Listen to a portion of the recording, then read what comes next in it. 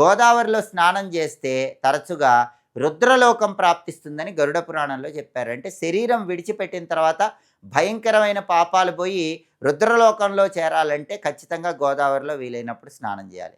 అలాగే కృష్ణానదికి 18 ముఖాలుంటాయని, వీలైనప్పుడల్లా కృష్ణానదిలో స్నానం చేస్తే శరీరం విడిచిపెట్టాక విష్ణులోకం వస్తుందని గరుడ పురాణంలో చెప్పారు. కాబట్టి వీలైనప్పుడల్లా కృష్ణలో స్నానం చేయండి. ఎక్కువ సార్లు కృష్ణలో స్నానం చేస్తే మీ పూర్వజన్మ కర్మ ఫలితాలు తగ్గింపజేసుకొని విష్ణులోకం పొందవచ్చు.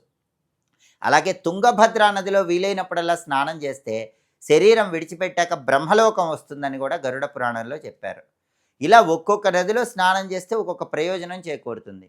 అలాగే ఎవరైనా నర్మదా నదికి 24 ముఖాలుంటాయని, నర్మదా నదిలో స్నానం చేస్తే జన్మజన్మల కర్మ ఫలితాలు దోషాలు అన్నీ తొలగింపజేసుకొని పుణ్య ఫలితాన్ని అనుసరించి విష్ణులోకాన్ని చేరతారని కూడా గరుడ పురాణంలో చెప్పారు. అలాగే కావేరీ నదికి కూడా చాలా శక్తి ఉంటుంది. కావేరీ నదిలో స్నానం చేశామని మనసులో అనుకుంటేనే జన్మజన్మల పాపాలు తొలగిపోతాయని కూడా పౌరాణిక గ్రంథాల్లో చెప్పారు. కావేరీ నదికి 27 ముఖాలుంటాయని, కావేరీ నదిలో వీలైనప్పుడల్లా జీవితంలో స్నానం చేస్తూ ఉంటే వాళ్ళకి బ్రహ్మలోకము, విష్ణులోకము, రుద్రలోకంలో ఏ లోకమైనా శరీరం విడిచిపెట్టాక వస్తుందని చెప్పారు. అంటే పుణ్యనదీ స్నానం ఇంత అద్భుతమైన ఫలితాలను కలిగిస్తుంది. అయితే ఎప్పుడైనా సరే స్నానం చేయటానికి నదికి వెళ్ళే ముందు ఇంట్లో స్నానం చేసి నదికి వెళ్ళాలి. అంతేగాని ముందు రోజు ధరించిన వస్త్రాలతో నదికి వెళ్ళి స్నానం చెయ్యకూడదు అని సంప్రదాయ గ్రంథాలు చెప్తున్నాయి.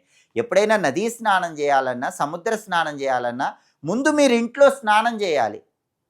ఉతికి ఆరవేసినటువంటి శుచిగా ఉన్న వస్త్రాలు ధరించాలి. ఆ తర్వాత నదికి వెళ్ళి స్నానం చేయాలి. అప్పుడే ఫలితం ఉంటుంది.